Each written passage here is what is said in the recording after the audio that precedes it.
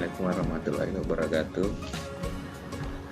Ketemu lagi di video belajar mata kuliah dasar epidemiologi. Pada hari ini atau pada kali ini kita akan membahas dengan topik epidemiologi deskriptif. Adapun tujuan atau capaian pembelajaran akan tercapai, yang pertama adalah menjelaskan pengertian epidemiologi deskriptif, yang kedua mengetahui deskriptif menurut orang, yang ketiga mengetahui epidemiologi deskriptif menurut tempat, yang keempat mengetahui epidemiologi deskriptif menurut waktu, yang kelima mengetahui bentuk pengamatan epidemiologi deskriptif. Baik, kita lanjut pada tujuan pembelajaran. Yang pertama, menjelaskan pengertian epidemiologi deskriptif. Nah, sebelum kita menjelaskan atau masuk ke dalam pembahasan apa itu epidemiologi deskriptif, nah, yang perlu kita ketahui, yang saya perlu ingatkan kembali di awal, epidemiologi itu berasal atau terdiri atas tiga suku kata, berasal dari tiga kata, epi, demos, dan logos. Epi yang berarti pada, demi atau demos itu adalah yang berarti masyarakat atau komunitas atau kelompok atau orang, dan logos itu adalah yang berarti ilmu atau studi. Sehingga dapat didefinisikan epidemiologi adalah ilmu yang mempelajari distribusi dan determinan frekuensi suatu penyakit pada populasi masyarakat dan penggunaannya untuk pengendalian masalah kesehatan di masyarakat. Nah, sehingga kita bisa dari definisi epidemiologi kita bisa uraikan studi dalam epidemiologi. Nah, ini kita bisa lihat dari uraian definisi epidemiologi, maka kita bisa gambarkan secara sederhana dengan bagian seperti ini, dan ini kita bisa lihat. Nah, studi epidemiologi deskriptif itu berada di atau mempelajari apa saja, dan studi epidemiologi analitik itu mempelajari apa saja. Atau secara sederhana kita bisa baca, kita bisa lihat bahwa berdasarkan definisinya epidemiologi dapat dibagi menjadi dua macam studi, yaitu studi epidemiologi deskriptif dan studi epidemiologi analitik. Nah, studi epidemiologi deskriptif ini domainnya. Nah, domain dari studi epidemiologi deskriptif adalah mempelajari frekuensi dan distribusi masalah kesehatan di masyarakat. Dan sedangkan studi epidemiologi yang kedua, yaitu studi epidemiologi analitik, selain mempelajari frekuensi distribusi, domainnya juga adalah mempelajari faktor determinan atau faktor yang mempengaruhi.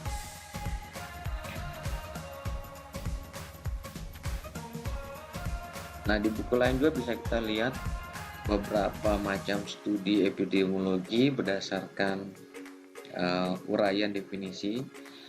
Di sini disebutkan studi epidemiologi terdiri atas dua, ada studi observasional dan studi eksperimental. Nah, studi observasional terdiri atas studi deskriptif dan studi analitik, sedangkan studi eksperimental itu ada studi RCT, ada studi uji lapangan, field trial, dan community trial. Nah, ini sebenarnya sama saja, diambil dari uraian mengenai definisi epidemiologi. Nah, dari definisi epidemiologi kita bisa uraikan sehingga kita bisa tarik kesimpulan, kita bisa jelaskan distribusi penyakit. Jadi frekuensi dan distribusinya adalah domain epidemiologi deskriptif yang melibatkan analisis pola penyakit sesuai dengan karakteristik orang, tempat, dan waktu. Di studi epidemiologi deskriptif menganalisis pola penyakit secara deskriptif berdasarkan orang, tempat, dan waktu. Misalnya sekarang kita lagi di masa pandemi COVID-19. Dengan studi epidemiologi deskriptif kita melakukan analisis pola penyakit COVID-19 berdasarkan karakteristik orang, tempat, dan waktu. Nah, bagaimana, apa saja karakteristik orang, tempat, dan waktu? Kita mulai dulu yang pertama mengenai karakteristik orang. Karakteristik orang yang sering digunakan untuk mendeskripsikan masalah kesehatan di masyarakat atau populasi adalah umur, jenis kelamin, status sosial ekonomi, pekerjaan, golongan darah, status perkawinan, ras atau etnis, dan lain sebagainya. Ini adalah karakteristik orang yang sering digunakan. Nah, kita coba bahas pertama karakteristik orang yang berkaitan dengan umur. Frekuensi sebagian besar penyakit meningkat dengan bertambah usia. Kita ambil contoh misalnya kasus-kasus penyakit degeneratif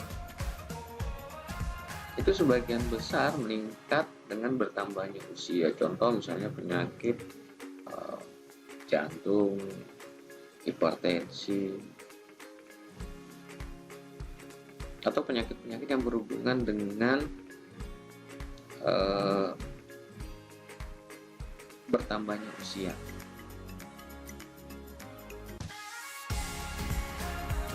Ada juga beberapa penyakit yang meningkat dengan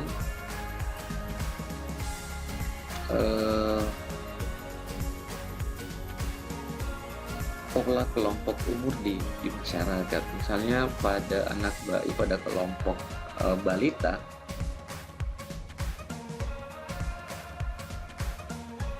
pola penyakit pada anak balita itu berbeda dengan pola penyakit pada anak usia dewasa ataupun pada anak pada usia lanjut. Nah, sehingga karakteristik orang berdasarkan umur atau berdasarkan kelompok umur ini sangat sering digunakan untuk mendeskripsikan masalah kesehatan di masyarakat. Jenis kelamin. Nah, karakteristik orang yang kedua jenis kelamin yang sering digunakan. Jenis kelamin adalah karakteristik pribadi yang terkait dengan variasi dalam kejadian penyakit. Jadi jenis kelamin yang kita kenal kan ada dua, laki-laki dan perempuan. Nah, perbedaan jenis kelamin itu menimbulkan variasi dalam kejadian penyakit. Penyakit-penyakit tertentu lebih umum di antara pria dan yang lain lebih umum di kalangan wanita. Misalnya penyakit-penyakit kanker payudara itu lebih umum terjadi di kalangan wanita dibandingkan terjadi di kalangan pria. Ataupun sebaliknya, penyakit-penyakit misalnya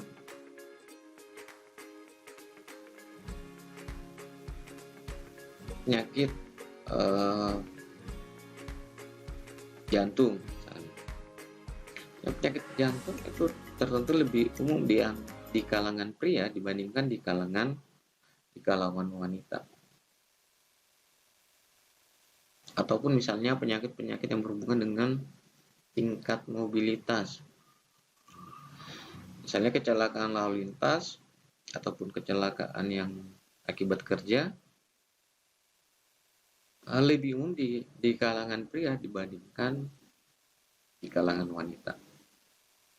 Itu contoh bagaimana penggunaan atau mendeskripsikan masalah kesehatan menggunakan karakteristik orang berdasarkan jenis kelamin. Karakteristik orang yang ketiga juga yang sering digunakan adalah pekerjaan. Orang yang memiliki pekerjaan berisiko tinggi seperti penyelam, pekerja tambang, pilot, pelaut, dan lain-lain akan memiliki risiko kematian lebih tinggi dibandingkan pekerja lainnya. Misalnya penyelam memiliki risiko untuk misalnya mengalami gangguan pendengaran dibandingkan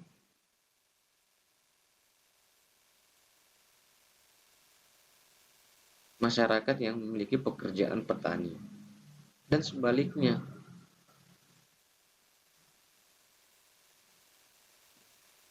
masyarakat yang memiliki pekerjaan misalnya pekerja tambang itu memiliki risiko untuk mengalami kecelakaan atau kematian akibat kecelakaan kerja dibandingkan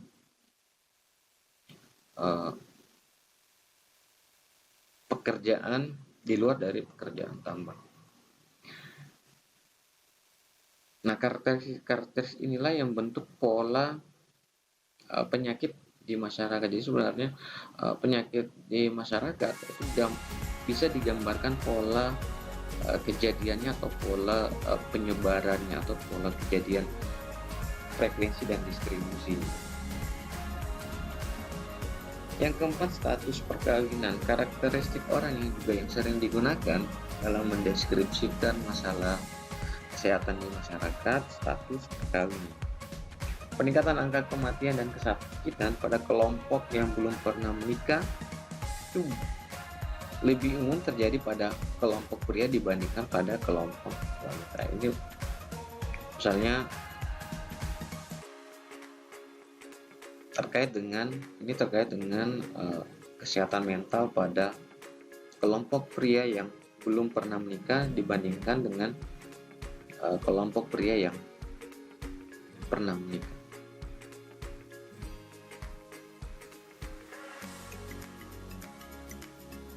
Nah, itu gambaran mengenai karakteristik orang yang sering digunakan. Jadi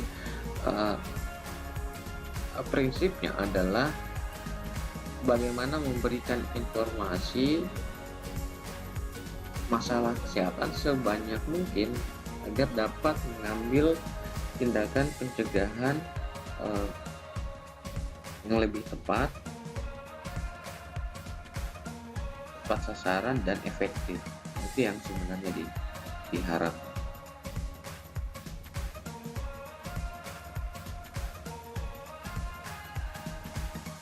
Yang berikut karakteristik epidemiologi berdasarkan tempat. Jadi mendeskripsikan masalah kesehatan di masyarakat berdasarkan karakteristik tempat.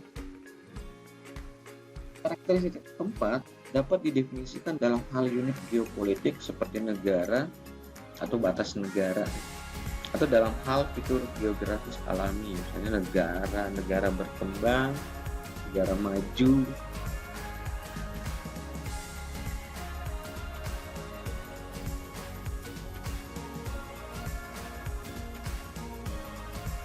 atau dalam hal fitur geografis alami seperti gunung atau sungai. Karakteristik tempat meliputi berbagai aspek lingkungan termasuk lingkungan fisik seperti iklim, air, dan udara, lingkungan biologis seperti flora dan fauna, dan lingkungan sosial seperti tradisi budaya. Nah, misalnya nanti kita bisa lihat ini deskripsi misalnya kasus malaria di dunia. Nah, ini kita bisa lihat berdasarkan hasil deskripsi kasus malaria berdasarkan tempat. Ini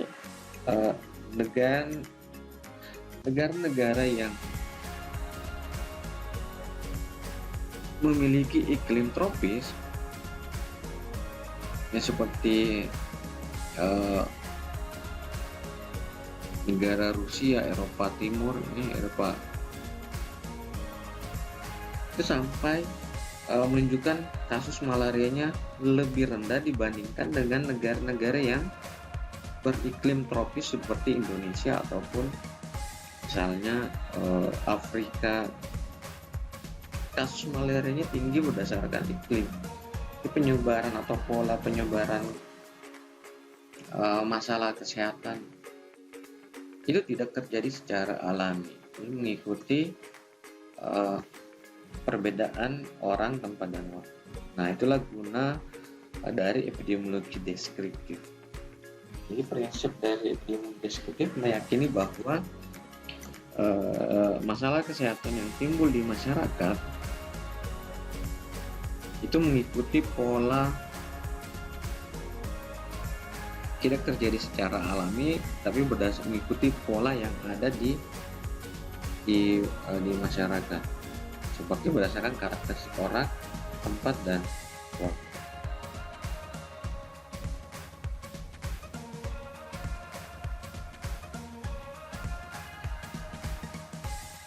Nah, ini kita bisa lihat karakteristik tempat juga yang sering digunakan. Yang pertama adalah letak geografis. Misalnya kita ingin mendeskripsikan penyakit malaria di belahan dunia. Nah, tadi kita lihat prevalensi penyakit malaria sangat tinggi di daerah tropis karena populasi nyamuk Anopheles itu mempunyai habitat di daerah beriklim tropis. Makanya kenapa kasus malaria di negara-negara yang bukan beriklim tropis,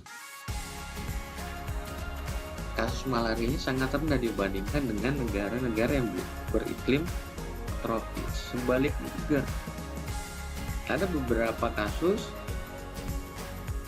yang tidak ditemukan atau angka kejadiannya rendah di negara yang beriklim tropis, tapi di negara yang beriklim non tropis itu sangat tinggi.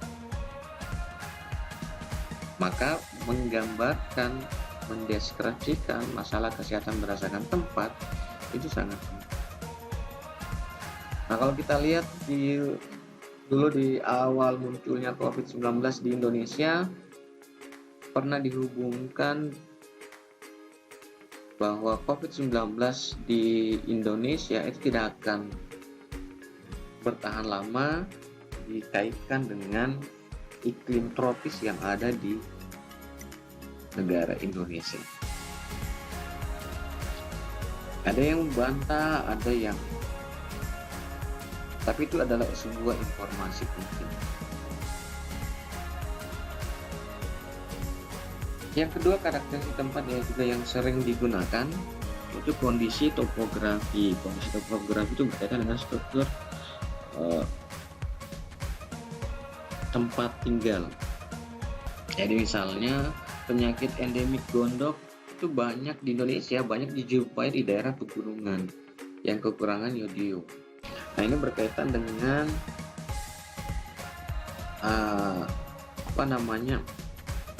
kemudahan akses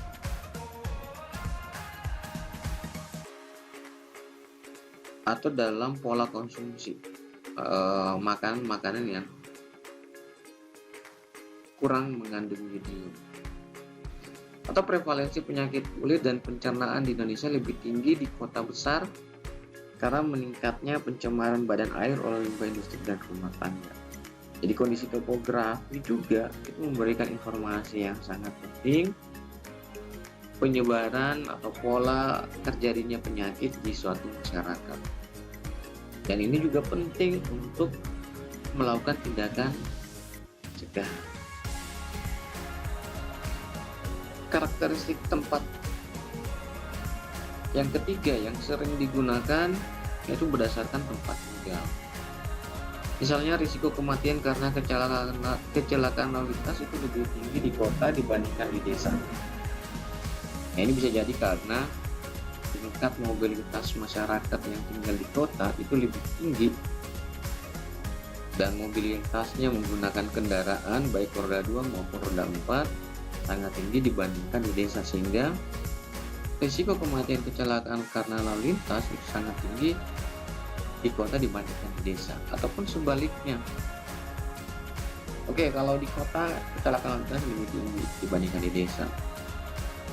Tapi sebaliknya, prevalensi infeksi penyakit cacing tambang lebih tinggi di desa dibandingkan di kota.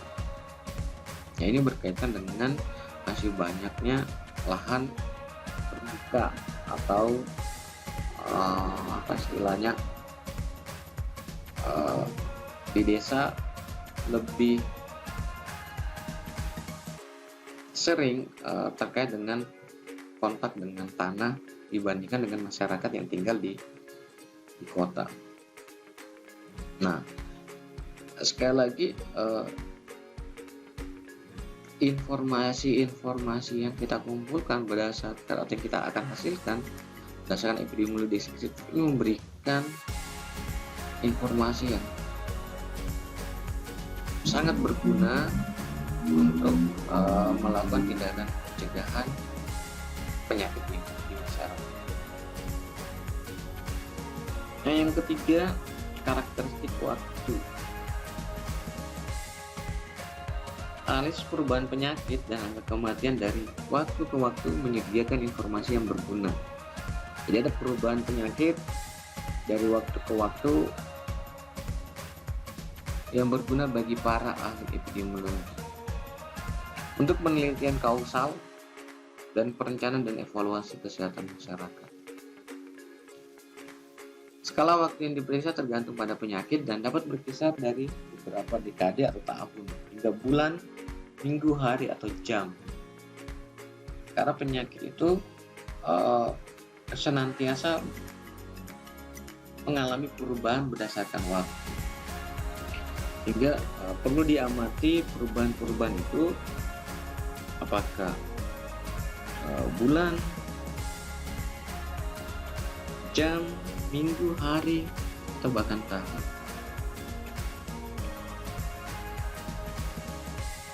Nah, karakteristik waktu yang biasa juga yang sering digunakan untuk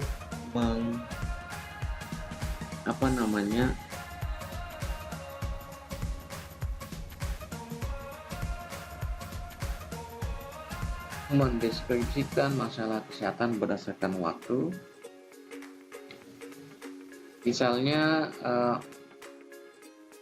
karakteristik waktu berdasarkan tren jangka panjang berarti tahunan ya, tahunan, bulan, tahun.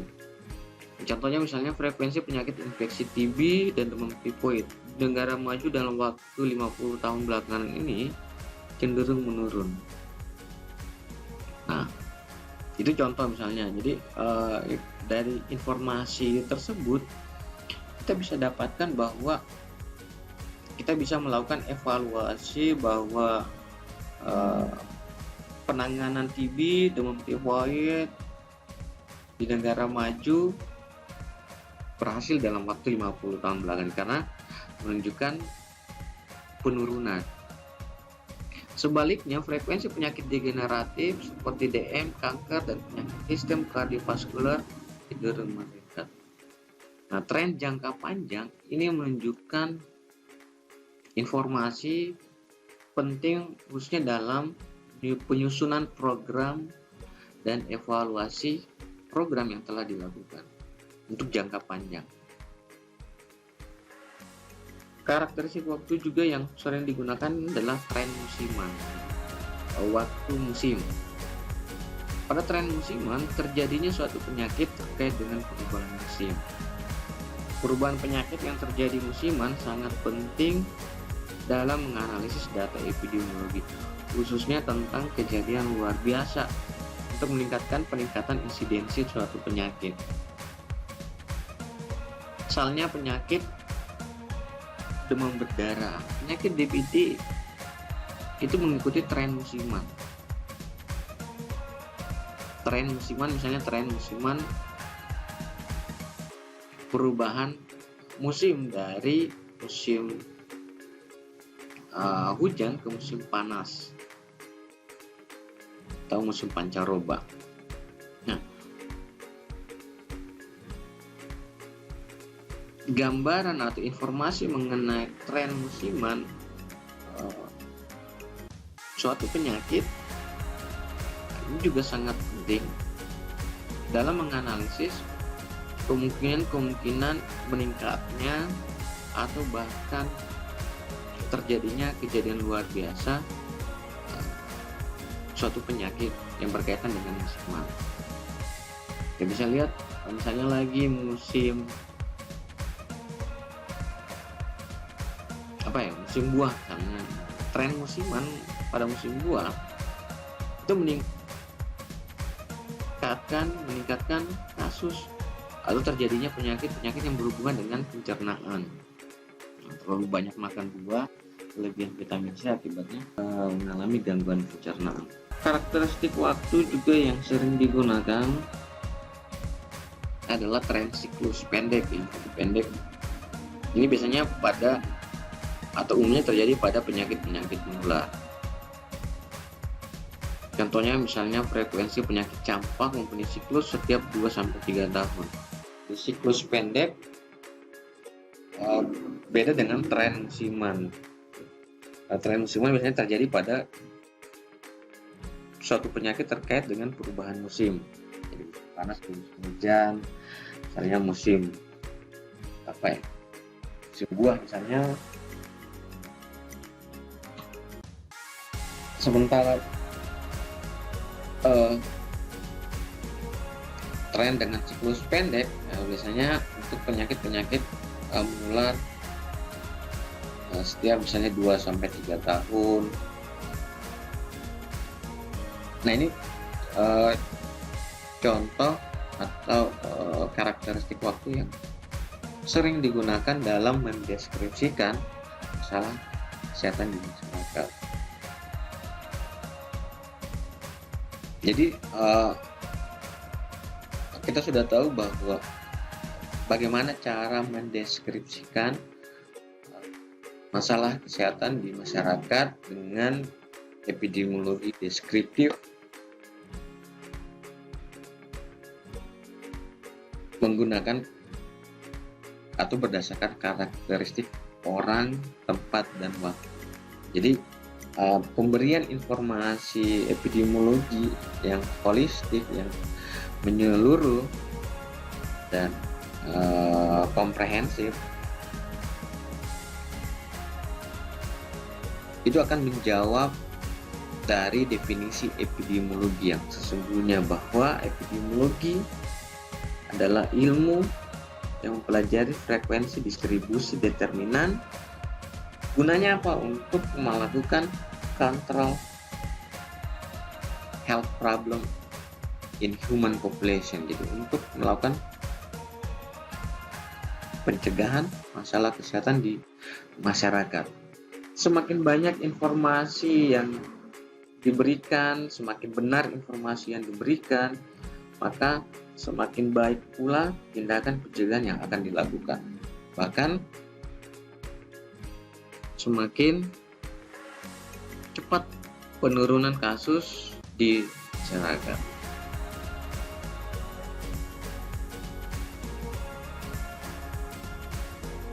Nah, yang terakhir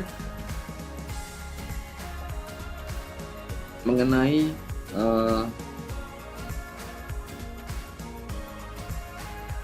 pembahasan bentuk pengamatan epidemiologi deskriptif.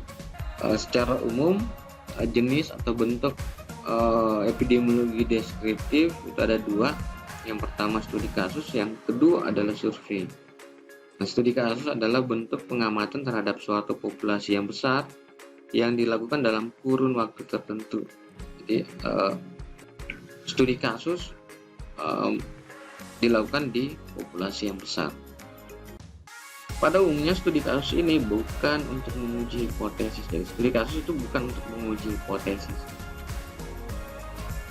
Karena tadi di awal kita sudah tahu bahwa studi epidemiologi deskriptif itu hanya memberikan gambaran frekuensi dan distribusi tanpa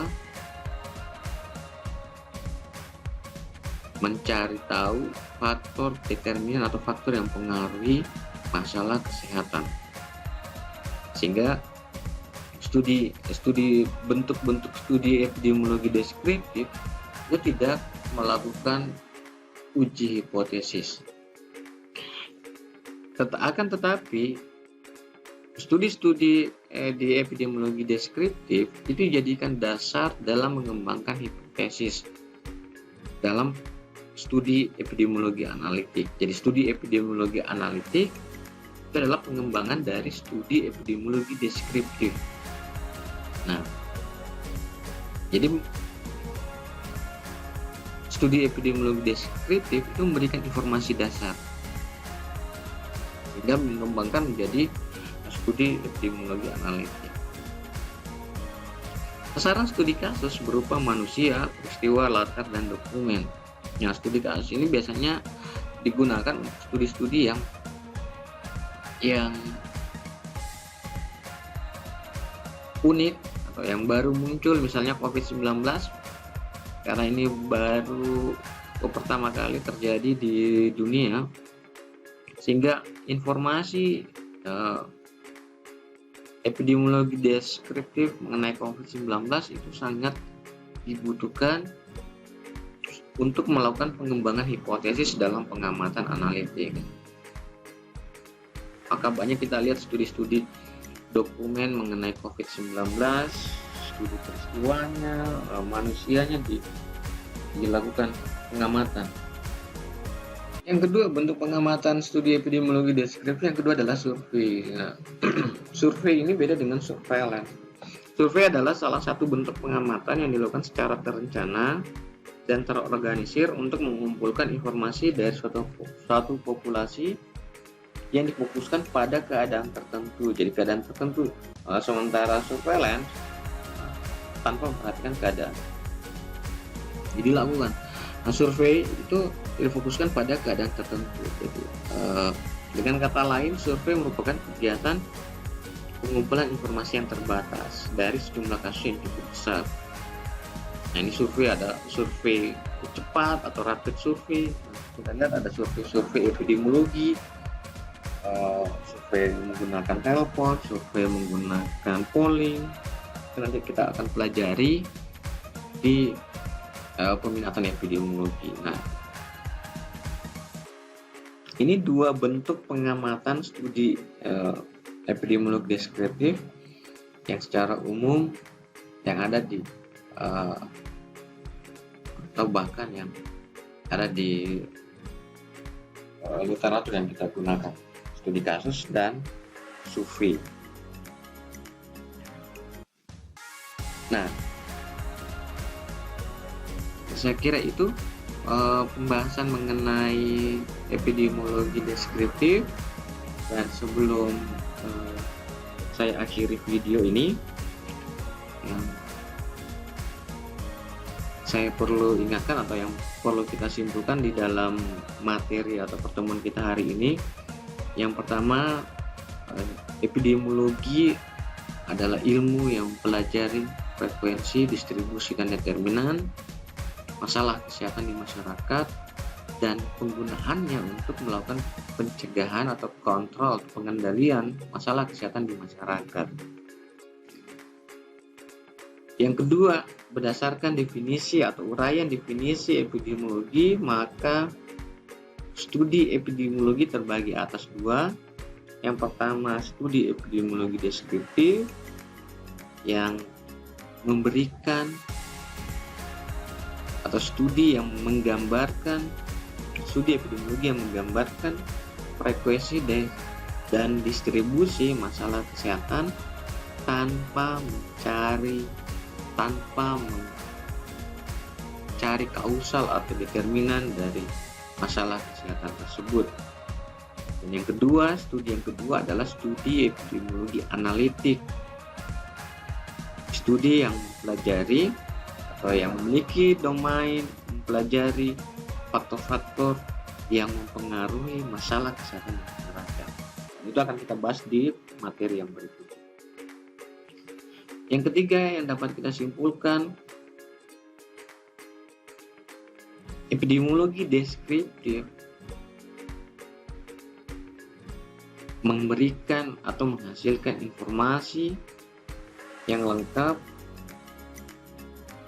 yang benar, berdasarkan orang, berdasarkan karakteristik orang, tempat, dan waktu, sehingga dapat diambil tindakan pencegahan ataupun pengendalian yang benar, yang tepat, dan efektif.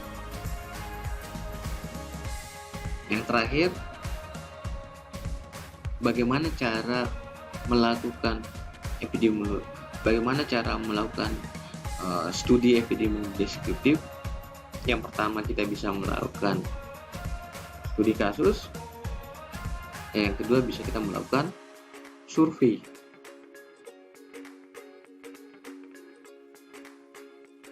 Saya kira demikian kesimpulan dari pertemuan kita hari ini dengan topik epidemiologi deskriptif. Sampai ketemu di video belajar berikutnya. Assalamualaikum warahmatullahi wabarakatuh.